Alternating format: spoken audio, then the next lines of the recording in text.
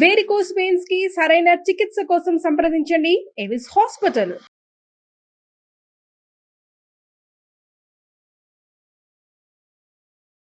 నమస్తే రమగారు. నమస్తే జయ. రమగారు, మనం ఆ మధ్య నవల్స్ చెప్పుకున్నామండి.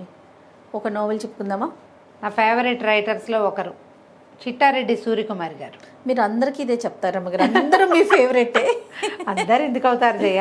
ఆల్మోస్ట్ వందల మంది రైటర్లు ఉన్నారు, నేను 10లో పేర్లు చెప్తా. ఓకే. బాగా చిన్నప్పుడు చదివిన పుస్తకం జయ ఇది. నేను ఒక 10th అలాగా. ఓకే, బాగుంటుంది. అయితే సూర్యకుమార్ గారి గురించి చెప్పాలి. వీరేమన్నా డాక్టర్ ఏమోనని నా అనుమానం. నవలల మీద ఇప్పుడు డాక్టర్ చిట్టారెడ్డి అని నేను చూడలే. ఇప్పుడు మెడికల్ టెర్మినాలజీ, మెడిసిన్కి సంబంధించిన విషయాలు చాలా విశదంగా చెప్తారు. మెడికోలు, మెడికల్ కాలేజీలో జరిగే ర్యాగింగ్లు, అవన్నీ నర్సులు వాళ్ళు వేసుకునే బట్టలు, వాళ్ళు చేసే పనులు, ఆపరేషన్ థియేటర్ సంగతులు అవి భలే వివరంగా చెప్తారు. Okay. And more over Suryakumar గారి దగ్గర ఒక ప్రత్యేకమైన క్వాలిటీ మిగిలిన రైటర్స్లో తక్కువ ఉండేది, వీరిలో బాగా ఎక్కువ ఉండేది ఏంటంటే ప్రతి క్యారెక్టరు పరిచయం చేస్తూ వారికి ఒక చిన్న కథ చెప్తారు. క్యారెక్టర్కి వాళ్ళ జీవితానికి సంబంధించిన కొన్ని, వాళ్ళు ఎలాంటి వాళ్ళు అనేది వాళ్ళకి సంబంధించిన కథ వివరంగా ఇచ్చేస్తారు. హైలైట్ బాగుంటుంది. ఎంత బాగుంటాయో. ఓకే. చాలా విషయాలు, చాలా వ్యక్తుల గురించి. ఆ ఆపరేషన్ థియేటర్లో పనిచేసే ఒక క్యారెక్టర్, అతనిది ఒక చిన్న కథ బ్రీఫ్గా ఇచ్చేస్తారు. విశ్వనాథ్ సత్యనారాయణ గారిది కూడా ఇలాంటి ఒక తరహా ఉంటుంది. ఆయన దగ్గర కూడా క్యారెక్టర్ పరిచయం చేసేటప్పుడు వాళ్ళకి సంబంధించిన వివరం ఇవ్వడం చాలా బాగుంది అనిపించేది నాకు ఇష్టం. ఆయన విశ్వనాథ్ సత్యనారాయణ గారు ఆల్ టైమ్ ఫేవరెట్. అదే సూర్యకుమార్ గారివి 3-4 నవెల్స్ చాలా బాగుంటాయి. అండ్ ఇంకోటి ఏంటంటే నాకు గుర్తుండి, నేను 10th క్లాస్లో ఉన్నప్పుడు లేదా ఇంటర్ ఫస్ట్ ఇయర్ సెకండ్ ఇయర్లో ఉన్నప్పుడు గణపతి సచ్చిదానంద స్వామీజీ గురించిన ఒక సీరియల్ రాశారు వీరు. సచ్చిదానంద స్వామీజీ ఇప్పుడు ఉన్నారు కదా మైసూర్. అవునండి. అయితే వారి కథ ఈవిడే రాశారు. భలే వివరంగా ఉండేది. ఇప్పుడు కథ చెప్పు అంటే నేను చెప్పలేను, కానీ ఆ ఏజ్లో నన్ను ఎక్కువ అట్రాక్ట్ చేసింది జయ. ఓకే. ఆ పుస్తకం, ఆ సీరియల్ చదవటం వల్లే నాకు స్వామీజీ వారి గురించి తెలిసింది. తర్వాత ఈ మన శ్వేతార్క గణపతి తెలుసు కదా నీకు? జిల్లేడు చెట్టు మొదలు గణపతిగా రూపొందటం ఆ పుస్తకంలో చదివాను నేను. అప్పుడు అది సీరియల్గా వచ్చేది. ఆంధ్రభూమిలో వచ్చిందేమోనని అనుకుంటున్నా, బాగా ఖచ్చితంగా జ్ఞాపకం లేదు. ఓకే. వీరి వల్లే అది తెలుసుకున్నాను అనమాట. అందులో ఎన్ని రకాల క్యారెక్టర్సు, వాళ్ళ కథలు. ఇవాళ మనం ఏం చెప్దామంటే, ఇది నేను ఇందులో పెద్ద స్టోరీ ఉందని నేను అన్నాం. చాలా క్యారెక్టర్ల సమాహారంగా కనపడుతుంది. Brief story. ఓకే. కన్నెపిల్లలు, 2 అమ్మాయిల కథ ఇది. ఇది ఉదాత్త చరిత్రలు కూడా బాగుంటుంది. నెక్స్ట్ టైం చెప్పుకుందాం తప్పకుండా. వీరితో నాకేమీ పర్సనల్ టచ్ అవి ఏం లేవు, చాలా కాలం క్రితం చదివినవి కదా. నేను కొంతమంది రైటర్స్ తోటి అయితే మనం అవకాశం ఉంది, వీరితోటి నేను తెలుసుకోలేకపోయాను అట్లా. ఒకవేళ ఇది విన్నాక మన విధి విన్యాసాలు చెప్పినప్పుడు వాళ్ళ అమ్మాయి నాతో మాట్లాడారు, రైటర్ కౌశల్యాదేవి గారు, అంతే కదా, మాట్లాడారు. ఇప్పుడు కూడా అవకాశం ఉంటుంది. నండూరు రామ్మోహన్ రావు గారు అమ్మాయి కూడా టచ్లోకి వచ్చారు. వీరు కూడా అట్లా ఎవరైనా వస్తే ఇంకా సంతోషంగా ఉంటుంది. అది నాకు చాలా ఇష్టమైన రచయిత్రులలో చిట్టారెడ్డి సూర్యకుమార్ గారు ఒకరు. బాగుంటాయి కథలు. అయితే ఇది వందన, సరిత అని 2 అమ్మాయిలు, కన్నెపిల్లలు. వీళ్ళు ఏంటంటే స్కూల్ ఫ్రెండ్స్. మనకి ఇది ఎక్కడి నుంచి పరిచయం చేస్తారు కథ. వందనేమో స్టాఫ్ నర్స్గా పనిచేస్తుంది, సరితేమో స్కూల్ టీచరు. ఓకే.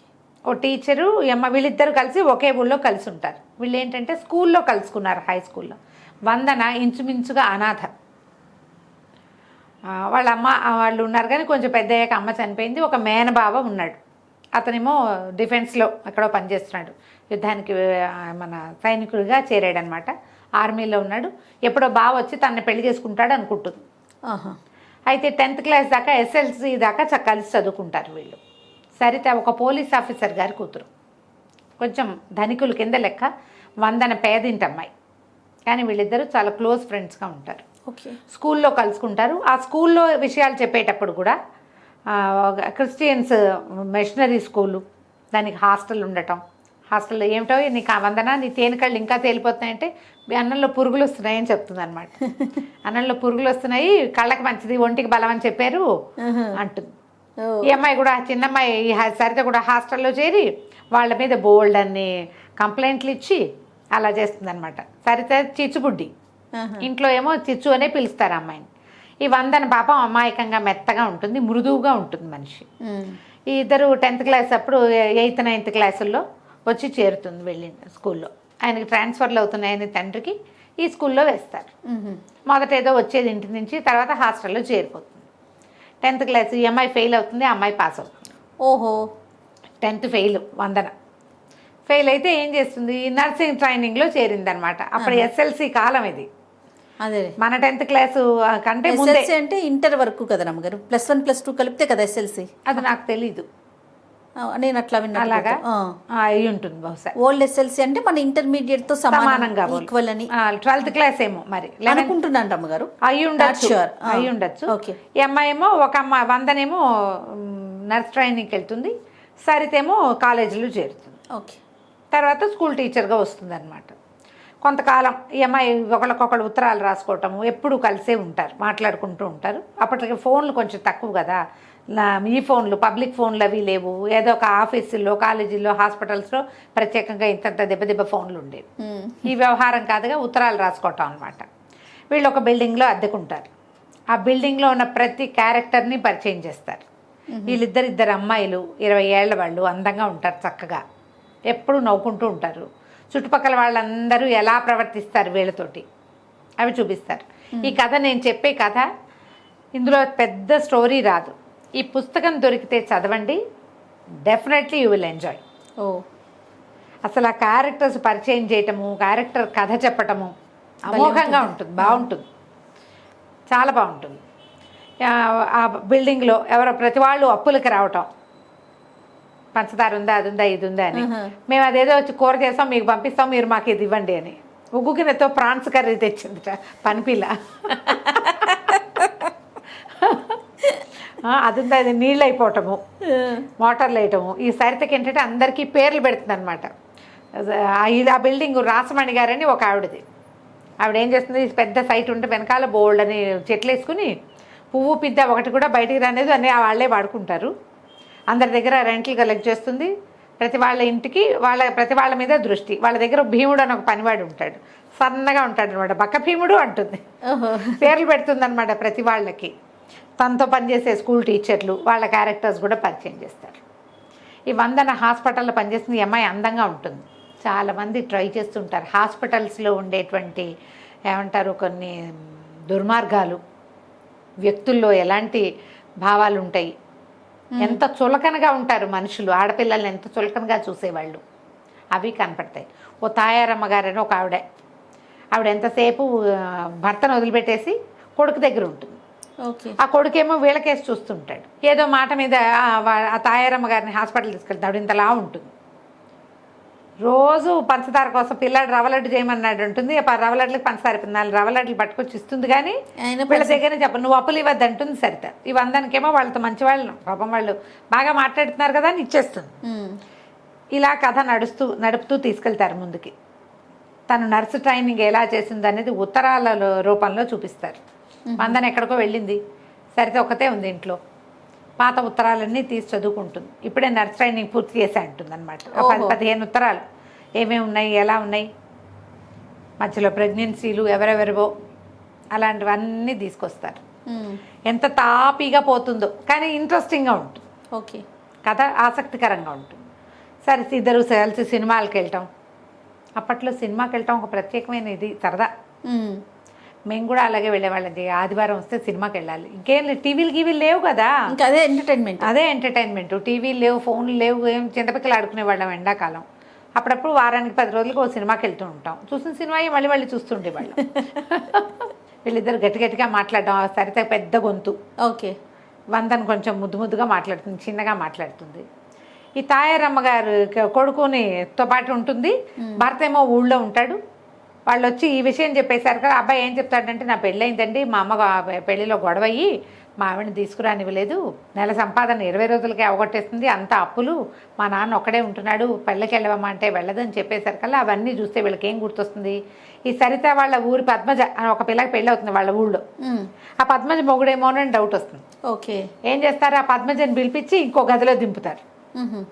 వీళ్ళిద్దరు మొగుడు పెళ్ళం ఎదురుపడేసరికల్లా వాళ్ళిద్దరు కలిసి ఉంటే చుట్టుపక్కల వాళ్ళంతా చెప్పుకుంటారు. ఈ తాయారమ్మని లేకుండా ఏం చేస్తారు, హాస్పిటల్లో పెడతారు ఓ వారం రోజుల పాటు. ఆవిడ లేని టైంలో ఈ పద్మజని ఇక్కడ దింపుతారు. ఇట్లాంటివి కొన్ని కొన్ని సరదా సంఘటనలు జరుగుతూ ఉంటాయి. హాస్పిటల్లో సూపర్నెంట్గా ఒక డాక్టర్ ఉంటారు. ఆయన చాలా పొడుగట్టి వాడు. ఇది వందన సన్నగా చిన్నగా పొట్టిగా చిన్నపిల్లలాగా ఉంటుంది. 20 ఏళ్ళు, అంతకంటే ఏం వయసు ఉంటుంది. ఇంటర్మీడియట్ అయ్యాక 2-3 ఏళ్ళు నర్సింగ్ చేసిన వాళ్ళకి అంతే 20-21 ఉంటాయి. ఈ అమ్మాయికి ఆ డాక్టర్ మీద ఆసక్తిగా ఉంటుంది. బాగా వస్తాడని వెయిట్ చేస్తూ ఉంటుంది ఒకటి. రెండోది, ఈ హాస్పిటల్లో వెంకట్ అని ఒక డాక్టర్ ఉంటాడు. అతనికి ఎంతసేపు ఈ అమ్మాయి మీద దృష్టి, ఈ పిల్ల వెనకాల తిరుగుతూ ఉంటాడు. ఈ అమ్మాయి దగ్గరికి రానిపోయేసరికల్లా ఇంకెవరో నర్సు తోటి చేరువవుతాడు. జాలిగా ఉంటుంది అతను చూస్తే, కానీ ఆసక్తి రాదు. ఈ కామ్గా ఉండే పెద్ద డాక్టర్ మీద ఆసక్తిగా ఉంటుంది పిల్లకి. ఓకే. అది పరిచయం చేస్తారు డాక్టర్ యతీంద్ర. అతను సూపర్నెంట్గా ఉంటాడు. అతనికి కూడా ఈ అమ్మాయి తేనె రంగు కళ్ళు ఎక్కువగా అతను ఆపరేషన్ థియేటర్లో చూస్తాడు. ఓహో. విడిగా అమ్మాయిని చూసుంటాడు అనమాట. చూడ్డు అవి తక్కువ ఉంటాయి. ఆ తేనె కళ్ళు మాత్రం మీద దృష్టి ఉంటుంది, కానీ ఎవరో స్టాఫ్ నర్సు, అంతకంటే ఏముంటుంది. కథ ఇట్లా స్లోగా నడుపుకుంటూ వెళ్తారు. ఒక కొత్త డాక్టర్లు రావటం, ఆపరేషన్లు, అపెండిసైటిస్ ఆపరేషన్ అవి కూడా చూపిస్తారు. ఇది చేయొద్దు, ఇలాంటివి చేయకూడదు, అలా అవి మాటలు 1-2 పెద్ద ఆపరేషన్లు. ఎంత క్లియర్గా థియేటర్లో వస్తువులు అమర్చటము, డాక్టర్కి అందించటము రాస్తారో. నాకేంటంటే బేసిక్గా కొంచెం మెడిసిన్ ఇంట్రెస్ట్ కదా, ఏమిటో నేను ఇలా అయిపోయాను. కానీ డాక్టర్ అవ్వాల్సిందంటారా? ఎందుకని అవ్వలేదో జయ, నాకు చాలా ఎక్కువ ఇష్టం. అన్ని ప్రొఫెషన్లోకి వెళ్ళా డాక్టర్ ఇష్టం రమ్మగారు మీకు? ఇష్టం. ఓకే. ఆపరేషన్ థియేటర్లో అలాంటి కథలు మరీ ఇష్టం నాకు. అదేలేండి, ఆ ప్రొఫెషన్ ఇష్టం కాబట్టి అది ఇంట్రెస్ట్ అనిపిస్తుంది. ఆపరేషన్ థియేటర్లు, సర్జరీలు నేను అవి ఎక్కువ చూస్తాను. ఓహో. మామూలుగా సిరీస్లు కూడా అలాంటి చూసేస్తాను. కోసేసేది, కట్టేసేది, కుట్టేసేది చూస్తా. అవి ఇష్టం నాకు, ఎందుకో అలా ఉంది. మరి వచ్చే జన్మలో డాక్టర్ అవుతానేమో చూడండి. నేను అప్పుడు కూడా కెమెరా మీతో హెల్త్ ఇంటర్వ్యూలు చేస్తాను రమ్మగారు. అప్పుడు చేద్దు కానీ అప్పుడు కూడా కెమెరా వదలవా? నేను ఎవరైనా మామూలుగా డాక్టర్ చదివి ప్రాక్టీస్ చేయట్లేదంటే నాకు చాలా బాధగా ఉంటుంది జయ. అంత కష్టపడి చదివి చెయ్యట్లేదని ఇన్నేళ్ళు అసలు డాక్టర్ కోర్స్ అంటే నిలబడి కాళ్ళు పడిపోతాయి తెలుసా జయ. ఎన్ని గంటల నుంచి ఉంటారో, ఎంత కష్టపడి చదువుతారో కదా. అంతా కష్టపడి బాధ అనిపిస్తుంది. ఎవరైనా ఈ మగపిల్లలు పెళ్లి చేసుకుని పెళ్ళాలని ఇంట్లో కూర్చోబెడతామంటే నాకు వాళ్ళని చితకొట్టేద్దాం అనిపిస్తుంది.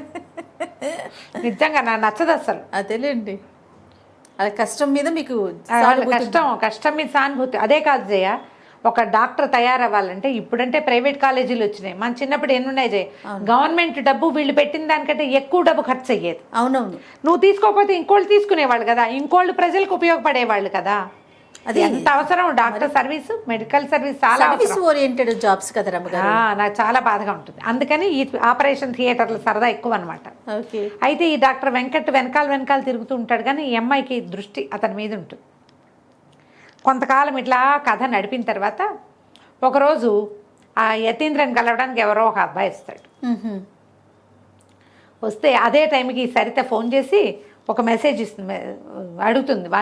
సిస్టర్ అందరం ఉంటే పిలుస్తారంటే ఆవిడ బిజీగా ఉన్నారు, మీకు ఏదైనా ఉంటే చెప్పండి నేను రాసుకుంటానంటాడు ఈ డాక్టర్ యతీంద్ర గారు. ఆయనే రాస్తాడు. రాస్తే ఏదో అందరికీ పేర్లు పెడుతుంది కదా, హిప్పీ రావణాసురుడు వచ్చాడు అలాంటి వాక్యాలు కొన్ని చెప్తుందనమాట. చెప్పేసరికల్లా ఆ అమ్మాయి వస్తే ఇగో మీకు యువతరం ఎవరో ఇచ్చారు మెసేజ్ అని ఆ మెసేజ్ ముందు పెడతాడు. అప్పట్లో ఇలా చేసేవాళ్ళు. ఫోన్ దగ్గరికి మనిషిని పిలవలేకపోతే వాళ్ళు చెప్పింది రాసుకుని అప్పచెప్పేవాళ్ళు అనమాట. ఎవరికైనా ఫోన్ చేయండి, అమ్మగారికి సీరియస్ అవేవో చెప్తారు కదా. వీళ్ళిద్దరు అడుగుతారు ఏమిటి ఈ మెసేజ్కి అర్థం అని. ఆ రెండో కుర్రాడు ఈ అమ్మాయి వెనకాల వస్తాడు. ఓకే. అక్కడ ఇంకో అబ్బాయి ఇచ్చాడు కదా. తర్వాత ఒక రోజు తర్వాత 2 రోజుల తర్వాత సినిమాకి వెళ్తారు. సినిమాకి వెళ్తే ఈ రెండో అబ్బాయి వెనకాల కూర్చొని కనిపిస్తాడు. పలకరిస్తాడు. పలకరించేసరికి ఎవరో చూస్తున్నాడు అబ్బాయి మనకేసి అంటే కృష్ణుడు అంటుంది. ఏమిటి నువ్వు పిచ్చ కింద నువ్వు ఏదో మాట్లాడుతున్నావంటే అబ్బాయి కృష్ణుడిలా కనపడతాడు చక్కగా సామంచాయిగా పొడుగ్గా బాగున్నాడని.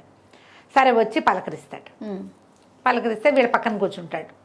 డాక్టర్ గారి దగ్గరికి వచ్చాడు, వాళ్ళ ఫ్రెండో ఎవరో అని చెప్తుంది. ఏం చదువుతున్నా అంటే ఎంబీ చదువుతున్నాను, బహుశా మాస్టర్ ఆఫ్ బిజినెస్ అయ్యి ఉంటుంది. ఎంబీఏ అనరు, ఎంబీ అని చెప్తారు.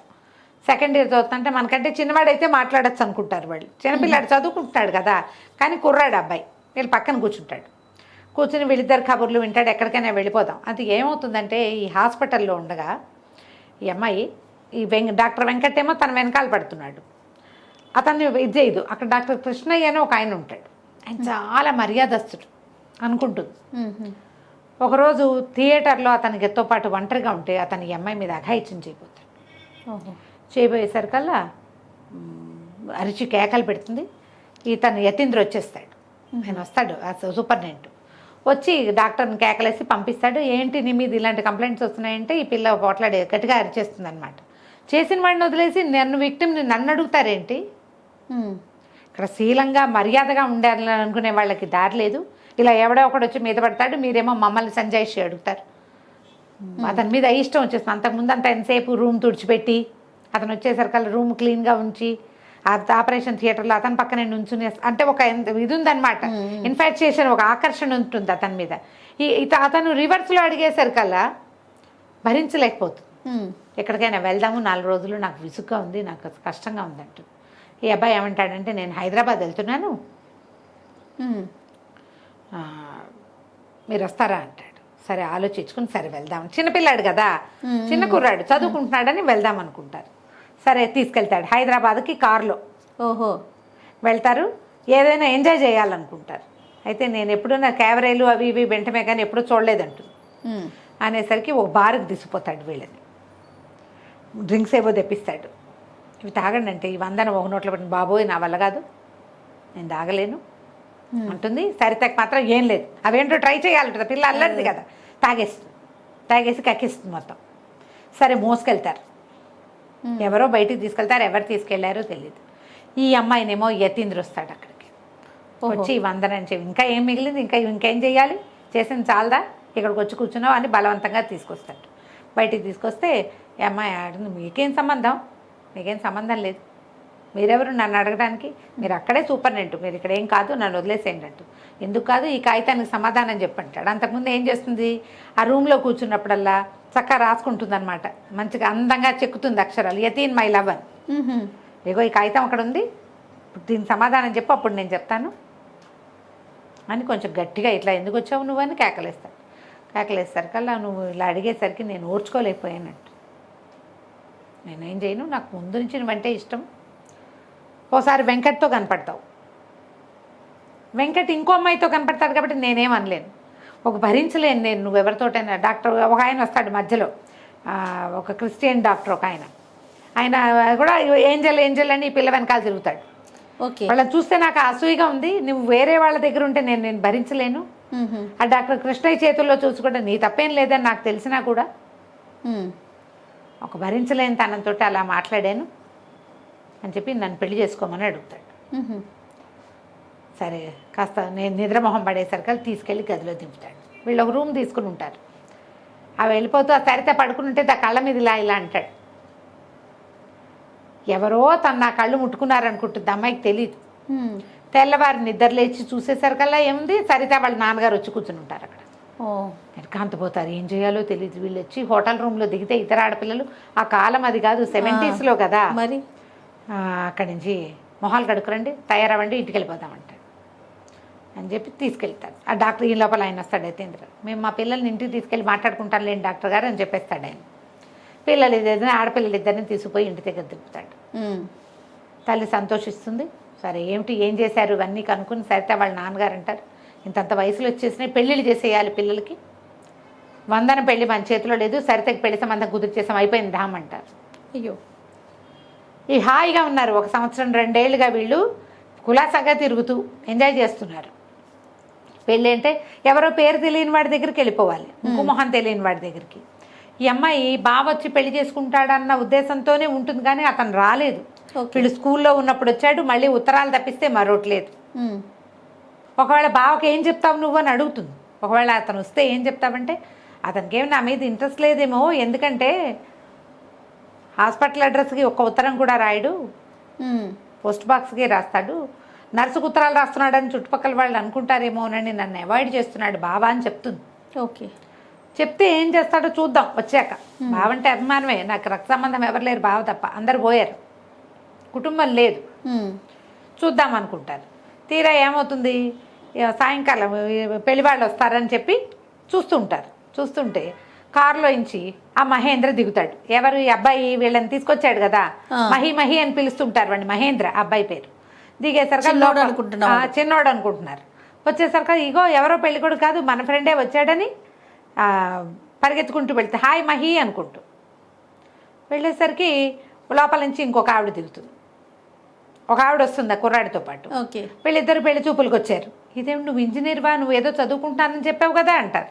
వాడు ఆల్రెడీ ఇంజనీరింగ్ చదివి 2 ఏళ్ళు ఉద్యోగం చేసి ఇప్పుడు MBAలో చేరాడు. ఆవిడ ఈ సరిత వాళ్ళ అమ్మగారికి ఫ్రెండ్, చిన్నప్పటి ఫ్రెండ్స్. సరే సంబంధం కుదిరిపోయింది. ఇప్పుడు ఈ మహేంద్ర సరితకు కాబోయే మొగుడు, పెళ్లికి సంబంధం కుదిర్చేశారు. వాడు తెలుసుకునే వీళ్ళ వెనకాల పడ్డాడు అనమాట. అదే సరే సంబంధం ఓకే చేసేసారు. ఇంకా కొంచెం టైం పడుతుంది. మళ్ళీ ఇద్దరు సొంత ఊరు చేరతారు. ఈ ఊరు ఉద్యోగాలకి, అమ్మాయి స్కూల్కి, ఈ అమ్మాయి హాస్పిటల్కి. అక్కడి నుంచి హాస్పిటల్కి వెళ్ళేసరికల్లా ఆ హాస్పిటల్లో స్టాఫ్ అందరూ చెప్తారు డాక్టర్ కృష్ణ మీద ఇది తీసుకున్నారు, యాక్షన్ తీసుకున్నారు, పోలీస్ రిపోర్ట్ ఇవ్వమన్నారు మిగిలిన వాళ్ళు. రిపోర్ట్ ఇస్తే అమ్మాయి కోర్టుకు రావాలి కాబట్టి అలా వద్దని పనిష్మెంట్ కింద ఏదో వేరే ఊరు వేసేసారు, కృష్ణయ్యని చేసేసారని చెప్తారు. అక్కడికి వెళ్తుంది. మళ్ళీ యతీంద్రని కలవడానికి వెళ్తే అతనేమంటాడంటే సింపుల్గా పెళ్లి చేసుకుందాం, పెద్దవాడిని అయిపోయి ఇట్లా పీటల మీద పెళ్ళిళ్ళు అవి వద్దు, రిజిస్టర్ మ్యారేజ్ చేసుకుందామంటే అమ్మాయికి ఎవరున్నారు ముందు వెనక, హాస్పిటల్ వాళ్ళందరికీ పార్టీ ఇద్దాం అనుకుంటారు. సరే పెళ్లి సంగతి మాట్లాడుకుని వచ్చే వారం 2-3 రోజుల్లో మా అక్కయ్య బావ నన్ను పెంచారు, అమ్మా నాన్న లేరు నాకు, మా అక్క బావ వస్తారు, ఆయన ఫారిన్లో ఉన్నారు బావగారు, రేపు ఎల్లుండి వస్తున్నారు, ఎల్లుండి మనం వాళ్ళని కలిసి రిజిస్టర్ మ్యారేజ్ చేసేసుకుందామని చెప్తారు. ఈ ఇంటికి వెళ్తుంది.